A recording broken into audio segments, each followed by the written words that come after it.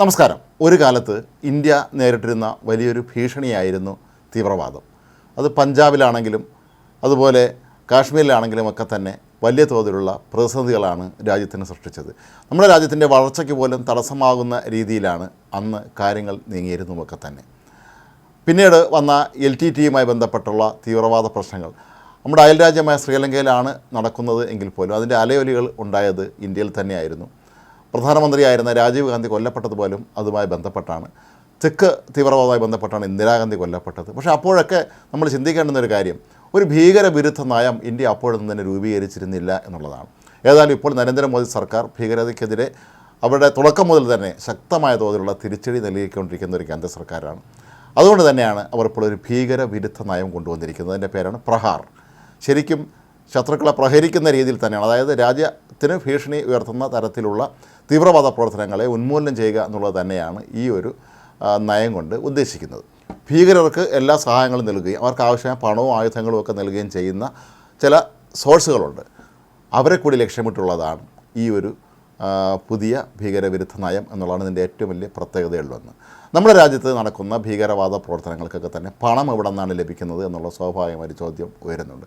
അത് ഏത് തീവ്രവാദ സംഘടനയാണെങ്കിലും പണമില്ലാതെ ആർക്കും പ്രവർത്തിക്കാൻ കഴിയുകയില്ല. കാരണം അവർക്ക് ആയുധങ്ങൾ വാങ്ങണം, അതുപോലെ അവർക്ക് മറ്റ് എല്ലാവിധ സംവിധാനങ്ങളും ഒരുക്കണമെങ്കിൽ അതിനാവശ്യമായ പണം വേണം. ഇതിനുള്ള പണം എവിടെ നിന്ന് വരുന്നു എന്നുള്ളതാണ് പ്രധാനപ്പെട്ട ചോദ്യം. നമ്മുടെ നാട്ടിൽ തന്നെ ചില വ്യക്തികളും പ്രസ്ഥാനങ്ങളുമൊക്കെ ഇത്തരത്തിൽ ഭീകരവാദത്തെ പ്രോത്സാഹിപ്പിക്കുന്നതായി വ്യാപകമായ വാർത്തകൾ നേരത്തെ പുറത്തു വന്നിരുന്നു.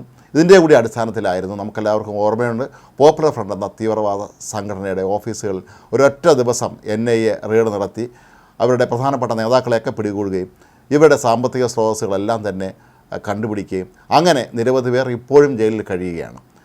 കാശ്മീർ തീവ്രവാദികളെ നമുക്കറിയാം, അവർ അവിടെ ഇപ്പോൾ ഏതാണ്ട് നിശബ്ദരായ മട്ടാണ്. പഹൽഗാം ആക്രമണത്തിൻ്റെ തൊട്ട് പിന്നാലെ തന്നെ ഓപ്പറേഷൻ സിന്ദൂറിലൂടെ ഇന്ത്യ പാകിസ്ഥാന് നൽകിയ കനത്ത തിരിച്ചടിയും അവിടെ നിന്നുള്ള സഹായങ്ങൾ ഇപ്പോൾ അവർക്ക് ലഭ്യമാകുന്നതിന് തടസ്സമായി മാറുകയാണ്.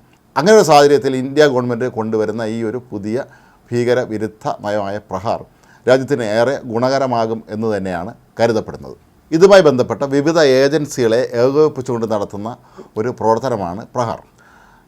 രാജ്യവിരുദ്ധ പ്രവർത്തനങ്ങൾ നടത്തുന്ന ശക്തികളെക്കുറിച്ചുള്ള വിവരം പരമാവധി ശേഖരിക്കുക, അത് കണ്ടെത്തി അതുമായി ബന്ധപ്പെട്ട അന്വേഷണ ഏജൻസികളെ ഏൽപ്പിക്കുക, അവർ തമ്മിലുള്ള പരസ്പര ഏകോപനത്തിലൂടെ അവരുടെ ഉറവിടങ്ങൾ തന്നെ കണ്ടെത്തി പൂർണ്ണമായും ഇല്ലാതാക്കുക എന്നുള്ളതാണ് ഈ ഒരു ഭീകരവിരുദ്ധ നയത്തിലൂടെ മോദി സർക്കാർ ഉദ്ദേശിക്കുന്നത്.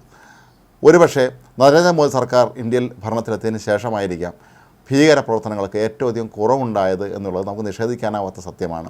എവിടെയെങ്കിലും ഒരു ഭീകരവാദ പ്രവർത്തനം നടന്നിട്ടുണ്ടായിരുന്നുവെങ്കിൽ അവിടെയെല്ലാം തന്നെ ശക്തമായ ഇടപെടൽ നടത്തുകയും അതിൻ്റെ പിന്നിൽ പ്രവർത്തകരെ കണ്ടുപിടിക്കാനും തിരിച്ചടി നൽകാനും ഒക്കെ തന്നെ ഇന്ത്യ ഗവൺമെൻറ്റിന് എക്കാലത്തും കഴിഞ്ഞിരുന്നു. കഴിഞ്ഞ ദിവസങ്ങളിലൊക്കെ തന്നെ കാശ്മീരിൽ തീവ്രവാദ കേന്ദ്രങ്ങൾക്ക് നേരെ നമ്മുടെ സംരക്ഷണ സൈന്യം നടത്തിയ അതിശക്തമായ ആക്രമണം നമുക്ക് ഓർമ്മയുണ്ട്. കാശ്മീർ എന്ന ഒരു കാലത്ത് ഭൂമിയിലെ സ്വർഗ്ഗമെന്നെല്ലാവരും വിശേഷിപ്പിച്ചിരുന്ന ആ ഒരു സംസ്ഥാനത്തെ ഭൂമിയിലൊരു നരകമാക്കി മാറ്റിയ ഭീകരരെ എല്ലാവരെയും അവിടെ നിന്ന് തുരത്തുകയും ഇന്ന് കാശ്മീർ അതിൻ്റെ പഴയ പ്രതാപത്തിലേക്ക് തിരിച്ചു പോവുകയും ചെയ്തിരിക്കുന്നു എന്നുള്ളത് കാശ്മീർ ജനതയെ സംബന്ധിച്ചിടത്തോളം ഏറെ സന്തോഷകരമായൊരു കാര്യമാണ്. ഇനി അവിടെ തീവ്രവാദ പ്രവർത്തനം ഒരു കാരണവശാലും അനുവദിക്കുകയില്ല എന്ന ദൃഢനിശ്ചയത്തോട് തന്നെയാണ് നരേന്ദ്രമോദി അദ്ദേഹത്തിൻ്റെ സുരക്ഷാ ഉപദേഷ്ടാവായ അജിത് ഡോവലും ഉൾപ്പെടെയുള്ളവർ കൃത്യമായി കാശ്മീരിൽ എന്താണ് നടക്കുന്നത് എന്നുള്ള കാര്യങ്ങൾ ഏകോപിപ്പിക്കുന്നത്. അതുപോലെയാണ് മണിപ്പൂരിലെ കാര്യവും. മണിപ്പൂരിലും അവിടെ തീവ്രവാദ പ്രവർത്തനങ്ങൾ വ്യാപകമായ തോതിൽ നടക്കുന്നുണ്ട്. ഇതിൻ്റെയൊക്കെ പിന്നിൽ പ്രവർത്തിക്കുന്ന അയൽ രാജ്യങ്ങൾ, ശത്രു രാജ്യങ്ങൾ ഏതാണെന്ന് നമുക്ക് നന്നായിട്ട് അറിയുകയും ചെയ്യാം. അതുകൊണ്ട് കൂടി തന്നെയാണ് ഇന്ത്യ ഗവൺമെൻറ് ഈ അതിർത്തികൾ തോറും ഇപ്പോൾ അതിശക്തമായ സുരക്ഷാ സംവിധാനങ്ങൾ ഒരുക്കിക്കൊണ്ടിരിക്കുന്നത്. ഇന്ത്യയിലെ എത്രയോ സംസ്ഥാനങ്ങൾ വിവിധ രാജ്യങ്ങളുമായി അതിർത്തി പങ്കിടുന്നതാണ്. പാകിസ്ഥാൻ, ബംഗ്ലാദേശ്, ചൈന, നേപ്പാൾ, ഭൂട്ടാൻ തുടങ്ങിയ ഒരുപാട് രാജ്യങ്ങളുമായി അതിർത്തി പങ്കിടുന്നതാണ് ഇന്ത്യയുടെ പല അതിർത്തി മേഖലകളും. അപ്പോൾ അങ്ങനെയുള്ള സ്ഥലങ്ങളിലൊക്കെ തന്നെ ഇപ്പോൾ സുരക്ഷ കൂടുതൽ ശക്തമാക്കിയിട്ടുണ്ട്. ഭീകരവാദികളുടെ നുഴഞ്ഞുകയറ്റം പരമാവധി തടയാൻ ഇപ്പോൾ ഇന്ത്യക്ക് കഴിഞ്ഞിട്ടുണ്ട്. അപ്പോൾ ഈ ഒരു സന്ദർഭത്തിൽ ഇത്തരത്തിലുള്ളൊരു ഭീകരവിരുദ്ധ നയം കൂടി കൊണ്ടുവരുന്നത് ഇതിൻ്റെ അടിത്തട്ടിൽ തന്നെ, അതായത് തുടക്കത്തിൽ ഇത് എവിടെ നിന്നാണ് ഇതിനുള്ള സഹായവും മറ്റ് സംവിധാനങ്ങൾ ഒരുക്കുന്നത് എന്നുള്ളത് തന്നെ കണ്ടുപിടിച്ച് വേരോടെ ഇല്ലാതാക്കുക എന്നുള്ള ആ ഒരു പ്രഖ്യാപിത നയത്തിൻ്റെ കൂടി ഭാഗമായിട്ട് വേണം നമുക്ക് നരേന്ദ്രമോദി സർക്കാരിൻ്റെ ഈ ഒരു നീക്കത്തെ കാണാൻ. മാത്രമല്ല, നമ്മുടെ അയൽപക്കത്തുള്ള ചില രാജ്യങ്ങൾ ഭീകരവാദം അവരുടെ രാഷ്ട്ര നയത്തിൻ്റെ ഭാഗമായിട്ടാണ് മാറ്റിയിട്ടുള്ളത്. ഞാൻ ഇന്ത്യയെ സംബന്ധിച്ചിടത്തോളം നമ്മളൊരിക്കലും ഭീകരവാദത്തെ പ്രോത്സാഹിപ്പിക്കുന്ന ഒരു തരത്തിലുമുള്ള ഒരു കാര്യങ്ങളെ നമ്മൾ സഹായിച്ചിട്ടില്ല, പ്രോത്സാഹിപ്പിച്ചിട്ടുമില്ല. അപ്പോൾ അങ്ങനെയുള്ള ഒരു രാജ്യത്തെ സംബന്ധിച്ചിടത്തോളം ഇങ്ങോട്ടുള്ള ഭീകരവാദ ആക്രമണങ്ങളെ തടയുക, അതിന് പ്രതിരോധിക്കുക എന്നുള്ളതിന് മുൻഗണന നൽകിക്കൊണ്ട് തന്നെയാണ് നരേന്ദ്രമോദി സർക്കാർ ഇപ്പോൾ ഇത്തരത്തിലുള്ള ഒരു പുതിയ ഭീകരവിരുദ്ധ നയവുമായി രംഗത്തെത്തിയിരിക്കുന്നത്. മാത്രമല്ല അത്യാധുനിക സാങ്കേതിക വിദ്യയും അതുപോലെ AI ആർട്ടിഫിഷ്യൽ ഇൻ്റലിജൻസ് സംവിധാനങ്ങളുമൊക്കെ തന്നെ ഉപയോഗിച്ചുകൊണ്ട് തന്നെയാണ് നമ്മൾ ഇത്തരത്തിലുള്ള ഒരു ആക്രമണം നടത്തുന്നത്. നമുക്കെല്ലാവർക്കും അറിയാം, കുറേ നാളുകൾക്ക് മുമ്പ് ചൈന ഒരുപക്ഷെ ഇന്ത്യയിലേക്ക് നടത്തുമായിരുന്ന ഒരു നുഴഞ്ഞുകയറ്റത്തെ ഇന്ത്യയുടെ AI സംവിധാനങ്ങൾ കൃത്യമായി കണ്ടെത്തുകയും ഒരു ഏറ്റുമുട്ടൽ ഒഴിവാക്കിക്കൊണ്ട് തന്നെ കൃത്യമായി അതിനെ തടയിടാനും ഇന്ത്യക്ക് കഴിഞ്ഞത്.